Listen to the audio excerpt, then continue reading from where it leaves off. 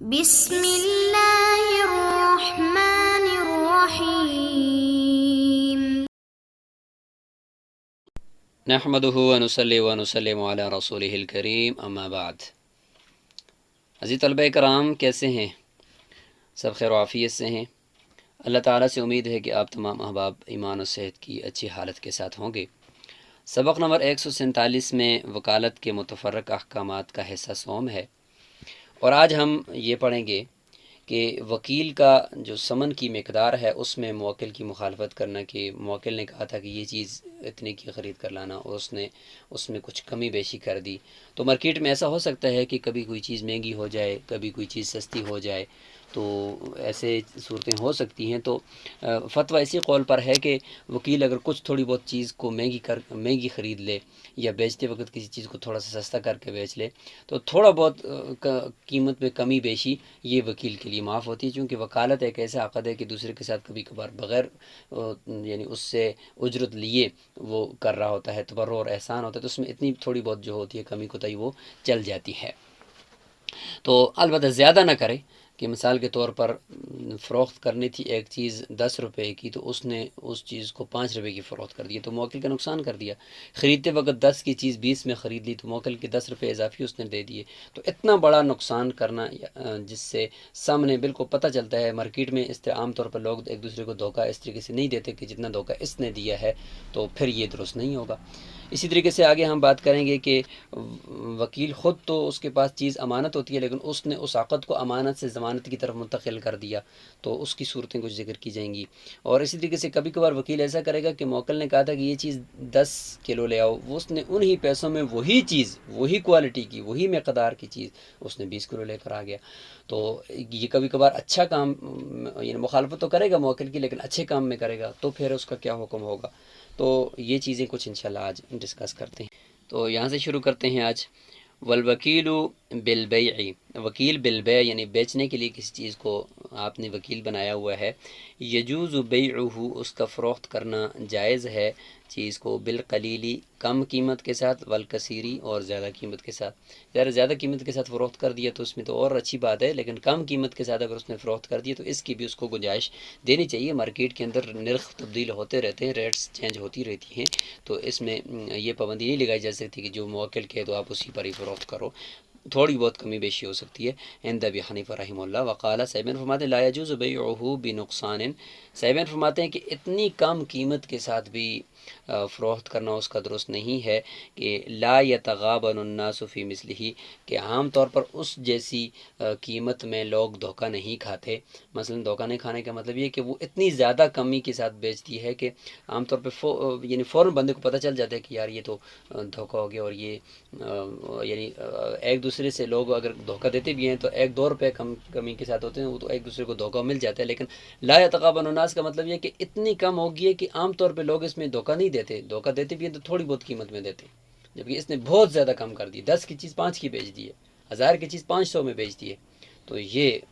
یہاں پہ صورت ہے۔ سیون فرماتے ہیں کہ اس طریقے سے اس کو کرنے کی اجازت نہیں ہے۔ اس طریقے سے والوکیل بالشراء، اور وکیل بالشراء جو ہوتا ہے، یجوز عقدہ بمثل القیمتی، کہ اس کا عقد کرنا مثل قیمت کے ساتھ یہ جائز ہے، یعنی جتنے کی اس نے اس کو کہا، مطلب وہ چیز نرخ ہے اس کا، تو مثال کے طور پر 1000 کی چیز ہے تو 1000 ہی کے اندر اس کا خریدنا یہ جائز ہے۔ وزیادت، اور کچھ زیادتی بھی کر سکتا ہے، عام طور پر ایسی زیادتی یتغابن الناس فی مثلیہ کہ عام طور پر لوگوں کو اس میں دھوکہ لگ جاتا ہے۔ یعنی 10 کی چیز اگر آپ نے 11 روپے میں بیچ دیا، تو 10 کی 11 میں بیچنے میں عام طور پہ لوگوں کو دھوکہ لگ جاتا ہے اس طرح کی چیزوں میں۔ تو اس طرح کی ہو سکتا ہے کہ ہم کہیں گے بھئی اس کو چیز 10 کی 11 میں دے دی ہے اور اس کو دھوکہ لگ گیا، تو عام طور پہ اس طریقے سے لوگوں کو دھوکہ لگ جاتا ہے، تو اتنی زیادتی تو ٹھیک ہے، لیکن ولا یجوز بما لا یتغابن الناس فی مثلہ، لیکن اتنی زیادہ قیمت کے ساتھ خریدنا کہ جس میں عام طور پر لوگوں کو دھوکہ نہیں لگتا، لوگ فوراً سمجھ جاتے ہیں، تو اس میں پھر جائز نہیں ہے۔ یہ صاحبین کا قول ہے۔ اس میں یہ تفصیل بھی آپ ذہن میں رکھیں کہ یہ چیز وہ ہے جس کی عام طور پہ قیمت بدلتی رہتی ہے، تبدیل ہوتی رہتی ہے، جیسے سونا ہے، چاندی ہے، اس کے زیورات ہیں، یا سبزی وغیرہ ہے، فروٹ ہیں، تو یا یہ پولٹری ہیں، اس کی چیزیں نرخ جو ہے وہ چینج ہوتے رہتے ہیں۔ تو اس طرح کی چیزوں کی جس کے نرخ چینج ہوتے رہتے ہیں، تو اس میں پھر یہ تفصیل ہے کہ تھوڑی بہت کمی زیادتی تو وکیل کو معاف ہے، لیکن بہت زیادہ نہ کرے۔ اور جن چیزوں کے ریٹ متعین ہیں کہ بھئی یہ چیز اتنے ہی کی ہے اور پچھلے کئی عرصہ سے یہ چیز اتنی ہی کی چلی آ رہی ہے اور ریٹ بالکل متعین ہے، تو اس میں تو تھوڑی بہت کمی زیادتی بھی پھر معاف نہیں ہوگی وکیل کو۔ ظاہر ہے یہ چیز کی جس جگہ پہ بھی جاؤ وہ اتنے کی ملتی ہے، تو اس میں پھر وہ گڑبڑ نہیں کر سکتا۔ البتہ جس کے نرخ چینج ہوتے رہتے ہیں تو اس میں پھر یہ تفصیل آپ کے سامنے آ گئی ہے۔ تو یہ یہاں پہ مسئلہ مکمل ہو گیا ہے۔ اب آگے چلتے ہیں کہ یہ ذکر کریں گے کہ عام طور پر لوگ کتنا نرخ میں کمی زیادتی سے دھوکہ کھا جاتے ہیں، تو اس کو ذکر کریں گے کہ والذی یتغابن الناس فیہ، وہ مقدار ثمن کی کہ جس میں عام طور پر لوگ دھوکہ کھا جاتے ہیں اور ان کو نہیں پتہ چلتا کہ یہ چیز ہم پہ مہنگی بیچ دی گئی ہے یا سستی فروخت کر دی گئی ہے۔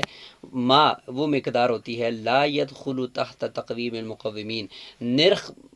نرخ بنانے والے جو ہوتے ہیں، قیمتوں کو متعین کرنے والے لوگوں کی جو تقویم ہے، یعنی ان کا جو نرخ نامہ ہوتا ہے متعین کرنے کا، اس کے تحت وہ داخل نہ ہو۔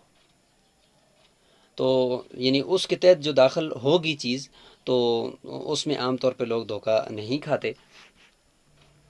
لیکن یہاں پہ اس عبارت کے اندر تھوڑا سا غلطی سے ایک لفظ ذکر نہیں کیا گیا، جس کی وجہ سے یہاں پہ عبارت کے سمجھنے میں مشکل پیش آئی۔ وہ یہ ہے کہ لا یتغابن ہوئے، یہاں پہ کیا ہے جی، دوسرے نسخوں میں لا یتغابن ہوئے، یعنی یہاں پہ جو آپ کے سامنے وضاحت ہو رہی ہے وہ اس چیز کی ہو رہی ہے کہ وہ کون سی مقدار ہے ثمن کی جس میں عام طور پہ لوگ دھوکہ نہیں کھاتے۔ یعنی عام طور پہ لوگ دھوکہ نہیں کھاتے، ان کو فوراً پتہ چل جاتا ہے کہ اچھا یہ تو بہت زیادہ مقدار ہے یا یہ بہت کم مقدار ہے، ان کو فوراً پتہ چل جاتا ہے، عام طور پہ دھوکہ نہیں کھاتے۔ اس کی تعریف ہو رہی ہے، یتغابن الناس کی نہیں ہو رہی۔ تو اس لیے یہ جو عبارت اس کتاب کے اندر ہے، نسخے کے اندر ہے یتغابن الناس، تو اس کی تعریف اگر کریں گے تو پھر یہ لا نہیں ہونا چاہیے۔ یہاں پہ یہ جو لا ہے نا، اس سے پتہ چلتا ہے کہ یہ یہاں پہ بھی لا موجود ہے۔ تو اب تعریف اس کی اس طرح ہوگی کہ عام طور پر جس مقدار کے اندر لوگ یعنی ثمن کی مقدار میں دھوکہ نہیں کھاتے، فوراً سمجھ جاتے ہیں کہ اچھا یہ دھوکہ ہو گیا ہے، وہ کون سی مقدار ہونی چاہیے؟ کہتے ہیں کہ وہ لا يدخل تحت تقویم المقومین، یہ وہ مقدار ہوتی ہے جو نرخ متعین کرنے والوں کے نرخ کے تحت داخل نہ ہوئی ہو، اس سے باہر ہو۔ مطلب ایک چیز کی ریٹ زیادہ سے زیادہ اگر 10 روپے سے 11 12 کی طرف چلی جاتی ہے، اس سے اوپر نہیں جاتی، تو اسی چیز کو ایک بندہ جو ہے وہ 10 کے بجائے 15 کی فروخت کر رہا ہے، تو اس کا مطلب کیا ہوا کہ یہ جو نرخ بنانے والے ہیں ان کے نرخ نامے کے تحت داخل ہی نہیں ہے۔ ان کے نرخ نامے کے تحت اس چیز کی قیمت زیادہ سے زیادہ 12 روپے ہے، جبکہ اس نے اس کو 15 کی فروخت کر دیا۔ خریدنے میں بھی یہی ہے کہ ایک چیز جو ہے وہ ایک بندے نے مطلب خرید لی ہے، تو عام طور پہ وہ چیز 10 روپے کی ہے اور اس نے اتنے زیادہ پیسے دے دیے ہیں کہ وہ 20 روپے کی اس نے دے دیا، یا بیچتے وقت کسی بندے نے چیز کو 10 کے بجائے اس نے 5 روپے کی بیچ دی، حالانکہ زیادہ سے زیادہ 8 روپے کم ہو سکتی ہے اس کی قیمت، لیکن یعنی 10 سے 8 تک آ سکتی ہے، لیکن یہ کہ اس نے 5 پر بیچ دی۔ تو یہ وہ مقداریں ہیں کہ جو تقویم مقومین یعنی نرخ بنانے والوں کے نرخ نامے کے تحت داخل ہی نہیں ہوتی، تو اس لیے اس کو ہم کہیں گے کہ عام طور پر اس سے لوگ دھوکہ نہیں کھاتے، فوراً سمجھ جاتے ہیں کہ یہ چیز بہت ہی زیادہ مہنگی ہے یا یہ چیز بہت ہی زیادہ سستی کر دی گئی ہے اور دھوکہ ہو گیا اس میں۔ وَإِذَا ضَمِنَ الْوَكِيلُ بِالْبَيْعِ الثَّمَنَ عَنِ الْمُبْتَاعِ، یہ ہے جی وہ مسئلہ کہ جس میں وکیل تو خود اس کے پاس جو مال ہوتا ہے وہ امانت ہوتا ہے، لیکن وہ خود اس مال کا ضامن بن رہا ہے، تو یہ درست نہیں ہوگا۔ ظاہر ہے کہ عقد کو تبدیل کر دیا اس نے کہ ایک چیز جو ہے وہ اس کے پاس امانت ہے، تو پھر کیوں آپ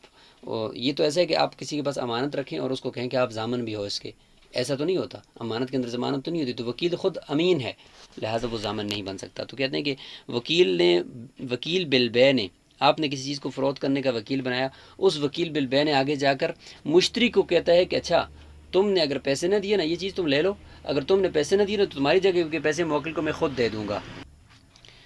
مبتاع یعنی مشتری کی طرف سے اس نے یہ ذمہ داری اٹھا لی ہے، تو خود وہ ثمن کو وصول کرنے کا ذمہ دار بھی وہ خود ہے، کہ ثمن کو وہ خود ہی وصول کرے گا، اور خود ہی ثمن کو وصول کرنے کا ذمہ دار بھی ہے، اور خود ہی ادھر سے اسی کی ذمہ داری اٹھا رہا ہے کہ میں دے دوں گا۔ کیا مطلب ہے کہ میں اپنے آپ کو ثمن خود ہی دے دوں گا اگر آپ نہ دو، یہ تو ٹھیک نہیں ہوا نا۔ فَزَمَانُهُ باطل، لہٰذا اس کا یہ زمان جو ہے وہ باطل ہے، درست نہیں ہے کہ اپنے آپ کے لیے ذمہ داری اٹھا رہا ہے۔ وَإِذَا وَكَّلَهُ بِبَيْعِ عَبْدِهِ، اور یہاں سے آگے یہ ہے کہ کسی موکل نے وکیل بنایا اپنے غلام کو فروخت کرنے کا،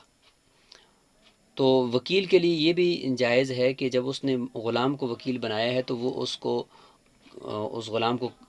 کو پورے کو فوراً فروخت کر دے، یا اس کے اندر یعنی آدھے کو ابھی فروخت کر دے، آدھے کو بعد میں فروخت کر دے۔ تو اگر اس میں گندم وغیرہ ہے یا مثلی چیزیں ہیں، ان کو تو ویسے بھی اگر کہا کہ بھئی ایک ماہ ہے اس کو فروخت کرو، اگر وہ اس نے 20 کلو پہلے فروخت کر دی، 20 کلو بعد میں فروخت کر دی، اس میں کوئی حرج نہیں ہے۔ لیکن غلام کی بات ہے کہ چونکہ اس کے آدھا آدھا ہو نہیں سکتا، تو کہتے ہیں کہ اس میں گنجائش ہے، تو کہتے ہیں کہ اس میں بھی گنجائش موجود ہے کہ ایسا کر سکتا ہے۔ تو اب ایسا ہے کہ اس نے وکیل بنا دیا کہ میرے غلام کو جا کر فروخت کرو، تو اس نے اس غلام کو پورے کو فروخت نہ کیا بلکہ نصف کو فروخت کر لیا، تو کیا ایسا کرنا اس کے لیے درست ہے؟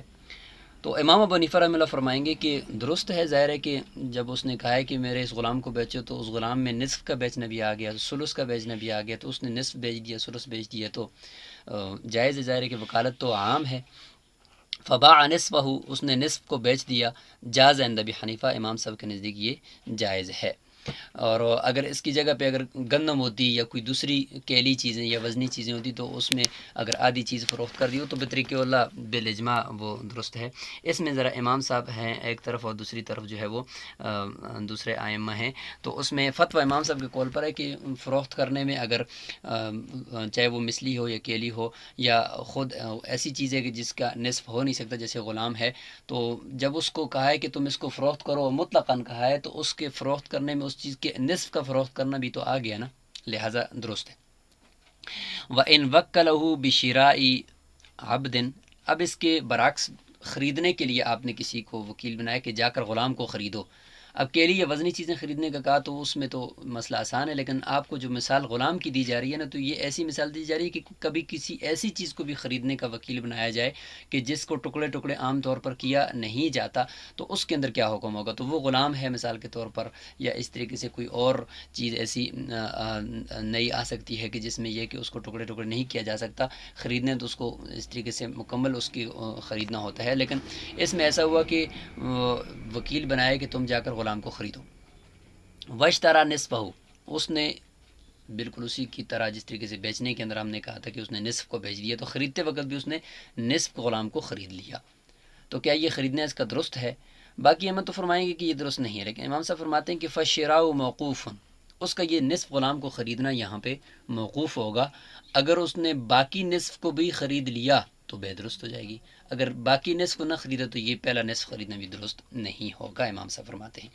موقوف اس وجہ سے ہوگی کہ کبھی کبھار ضرورت پڑ سکتی ہے نا کہ ایک غلام ہے وہ 3-4 لوگوں کے ملکیت میں ہے، تو ایک سے جا کر خریدا اس کا حصہ، پھر دوسرے سے جا کر اس کا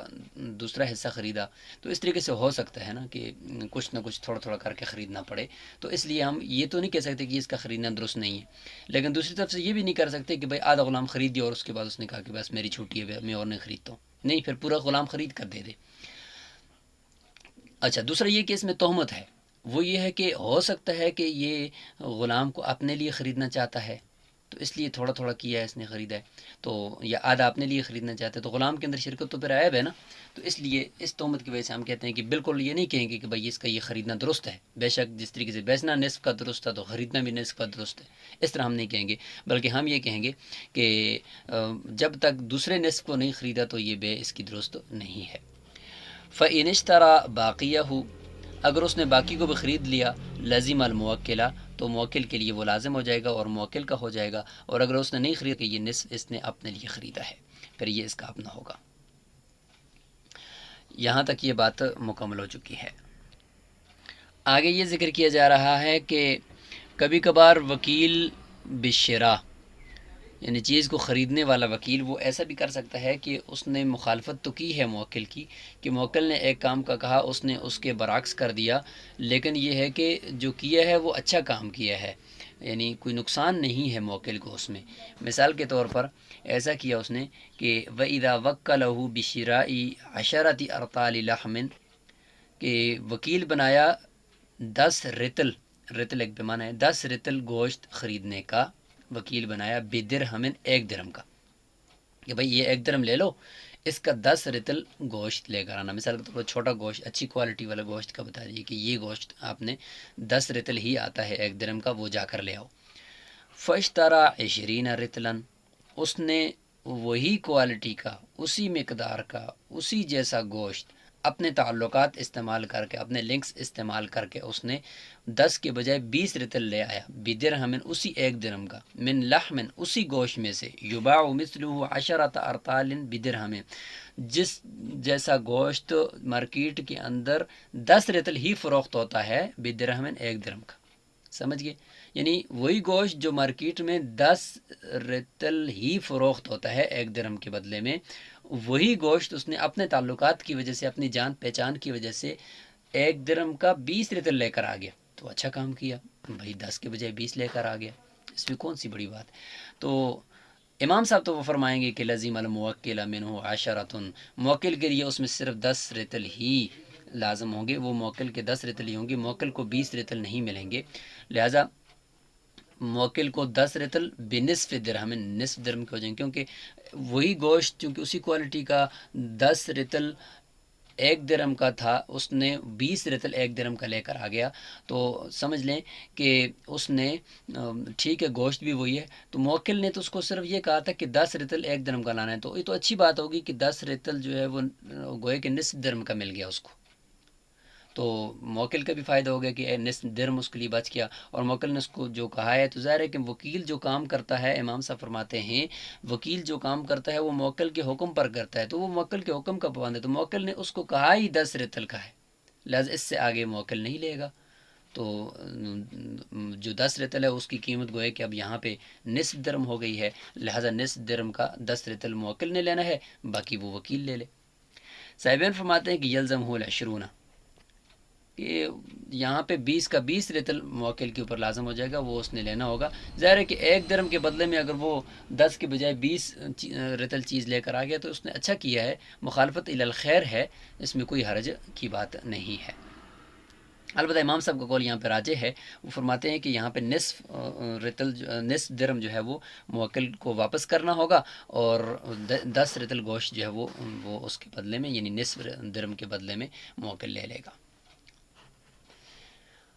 آگے آخری مسئلہ یہاں اس سبق کا ذکر کر دیتے ہیں، وہ یہ ہے کہ وَإِن وَكَّلَهُ بِشِرَاءِ شَيْءٍ بِعَيْنِهِ، اگر کسی نے دوسرے کو وکیل بنایا کسی چیز کے خریدنے کا، کہ وہ متعین چیز ہے، یہ جا کر تم میرے لیے خرید لینا، اشارہ کیا اس کی طرف، یا یہ کہ اس کی کوالٹی بتا دی، یا دکان بتا دی کہ اس فلاں دکان پہ فلاں جگہ پہ یہ چیز لگی ہوئی ہے، یہ چیز میرے لیے جا کر خرید کر لے آؤ، تو اب اس صورت میں وکیل جا کر اس چیز کو اپنے لیے نہیں خرید سکتا، ظاہر ہے کہ یہ جب اس نے متعین کر دیا ہے موکل نے کہ یہ میرے لیے خرید کر لاؤ اور وہ چیز ہے، تو یہاں پہ ایسا نہیں کر سکتا وہ کہ اس چیز کو جا کر وہ اپنے لیے خریدے، کیونکہ یہ مطلقاً شرع ہے، مطلقاً شرع میں موکل نے جس چیز کو متعین کیا وہ پھر موکل ہی کے لیے خریدے گا، بخلاف اس کے کہ کسی عورت کے بارے میں موکل کہے کہ جا کر اس کی شادی میرے ساتھ کرواؤ، اس کا نکاح میرے ساتھ کرواؤ، تو اس نے جو کہا ہے کہ میرے ساتھ کرواؤ، تو یہ اس نکاح کا کہا ہے، اس عقد نکاح کا کہا ہے کہ جو موکل کی طرف منسوب ہو، یہ نہیں کہ کسی اور کی طرف، لہٰذا اس نے جا کر اس لڑکی کا نکاح وکیل نے اپنے ساتھ کروا دیا تو یہ درست ہے، کیوں؟ اس لیے کہ اس نے وہ والا نکاح کیا ہے جو اس نے اپنی طرف منسوب کیا ہے، یعنی موکل کی طرف جو منسوب عقد نکاح تھا وہ تو اس نے اس میں گڑبڑ تو نہیں کیا، بلکہ اس نکاح کو شروع سے ہی اس نے موکل کی طرف منسوب ہی نہیں کیا، بلکہ اس نے شروع سے ہی اس نکاح کو اپنی طرف منسوب کر دیا، تو موکل نے تو یہ نہیں کہا تھا کہ وہ والا نکاح جو آپ اپنی طرف منسوب کرتے وہ میری طرف کرواؤ، نہیں، بلکہ وہ نے یہ کہا تھا کہ میری طرف جو موکل کہتا تھا کہ میری طرف منسوب کر کے تم نے نکاح کروانا ہے، تو موکل وکیل نے آگے جا کر وہ کام تو نہیں کیا، لیکن اس نے وہ والا نکاح اپنے ساتھ کروایا، گویا کہ موکل کی طرف سے اپنی طرف منتقل نہیں کیا بلکہ شروع سے ہی اپنی طرف منتقل کیا، یہ ایک باریک فرق آپ نے سمجھنا ہوگا کہ نکاح کی صورت میں وکیل نے اگر یہ مخالفت کر دی تو یہ درست ہے، یعنی اپنے لیے اس نکاح کروا دیا، لیکن ایک عام چیز خریدنے کے لیے اگر وکیل بنا دیا ہے تو اس کے اندر حکم یہ ہے کہ اگر وہ وکیل جا کر اس چیز کو اپنے لیے خریدتا ہے تو چونکہ شراء تو مطلق ہے، شراء میں یہ نہیں ہے کہ تم جا کر اس چیز کو میرے لیے خریدو، تو اس کا مطلب ہے کہ وہ شراء ہو جو موکل کی طرف منسوب ہے، اس شراء کے اندر وہ وکیل نے اس کو اپنے لیے خرید لیا تو یہ درست ہو جائے۔ اس طرح کی چیز یہاں نہیں ہے، بلکہ وہ وہاں نکاح والی صورت میں ہو سکتی ہے۔ لہٰذا شراء میں اگر کہا ہے کہ تم صرف میرے لیے ہی اس چیز کو خرید کر لے کر آؤ تو وہ پھر اپنے لیے نہیں خرید سکتا۔ فَلَيْسَ لَهُ أَن يَشْتَرِيَهُ لِنَفْسِهِ، تو اس کو چاہیے کہ وہ اپنے لیے نہ خریدے، اس کے لیے جائز نہیں ہے۔ یا اس کے برعکس یہ ہو گیا کہ متعین نہیں کیا چیز کو کہ جا کر میرے لیے بس ایک سوٹ لے کر آ جاؤ سردیوں کے لیے، تو وہ جا کر اس نے ایک سوٹ چیک کیا، اس کو اچھا لگا، وہ اس نے اپنے لیے خرید لیا تو پھر وہ اس کا ہو جائے گا۔ تو اس لیے فرماتے ہیں کہ وَإِن وَكَّلَهُ بِشِرَاءِ عَبْدٍ بِعَيْنِهِ، اگر اس نے وکیل بنایا ہے غلام کے خریدنے کا بغیر عینِهِ، بغیر متعین کیے کہ جا کر تم غلام خریدو، لیکن یہ نہیں کہا کہ کون سا غلام ہے، بس میرے لیے غلام لے کر آ جاؤ، تو اب جا کر اس نے اگر مارکیٹ سے غلام خریدا تو ہم یہ نہیں کہیں گے کہ یہ خریدتے ہی یہ موکل کا ہو جائے گا، ہو سکتا ہے اس نے اپنے لیے خریدا ہو، کیونکہ متعین تو کیا نہیں ہے وکیل موکل نے کہ بھائی یہی غلام میرے لیے خرید، تو اس نے ایک غلام خریدا تو ہم یہ نہیں کہیں گے کہ یہ موکل کا ہے۔ اچھا کیا کہیں گے؟ کہتے ہیں کہ فَاشْتَرَىٰ عَبْدًا، اس نے غلام خریدا، فَهُوَ لِلْوَكِيلِ، کہتے ہیں یہ وکیل کا ہوگا، موکل کا نہیں ہوگا۔ ہاں چند صورتیں ایسی ہوتی ہیں کہ یہ والا غلام بھی پھر وہ موکل کا ہو سکتا ہے، الا ان یقول، الا یہ کہ وکیل یہ کہے نویت الشراء للموکل، میں نے خریدتے وقت موکل کی نیت کی تھی، اس صورت میں پھر یہ موکل کا ہو جائے گا، نمبر ایک۔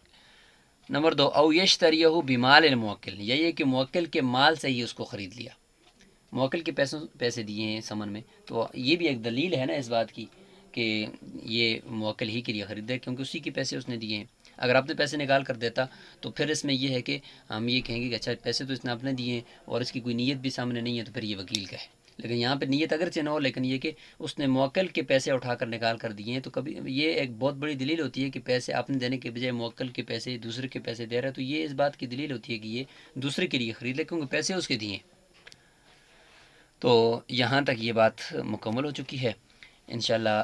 اگلے سبق کے اندر ہم کوشش کریں گے کہ یہ کتاب الوکالت اپنے اختتام کو پہنچے۔ آج ہم نے ذکر کیا ہے کہ جو وکیل ہے وہ چیز کو کم زیادہ ریٹ کے ساتھ ہی بیچ سکتا ہے، لیکن بہت زیادہ ریٹ کو کم نہیں کر سکتا،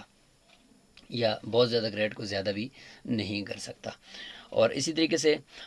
اس کے بعد ہم نے ذکر کیا کہ وکیل جو ہے وہ اگر کسی چیز کے بیچنے کے لیے بنایا تو اس چیز کو پوری کو نہ بیچے، وہ کم کو بیچے، تو ایسا بھی ہو سکتا ہے۔ اور خریدتے وقت بھی اگر وہ پوری چیز نہ خریدے، کم خریدے، تو ہم اس خریداری کو موقوف رکھیں گے جب تک کہ وہ پوری چیز نہ خرید لے۔ اور اسی طریقے سے کبھی کبھار مخالفت تو کرتا ہے وکیل، لیکن مخالفت الی الخیر کرتا ہے کہ اس چیز کو بہت اچھے طریقے سے وہ کر کے لے آتا ہے، یا اس چیز کو اسی ہی کوالٹی میں زیادہ مقدار میں لے کر آتا ہے، تو اس میں کیا حکم ہوگا، تو وہ ہم نے آپ کے سامنے یہ سارا ذکر کر دیا ہے۔ السلام علیکم ورحمۃ اللہ وبرکاتہ۔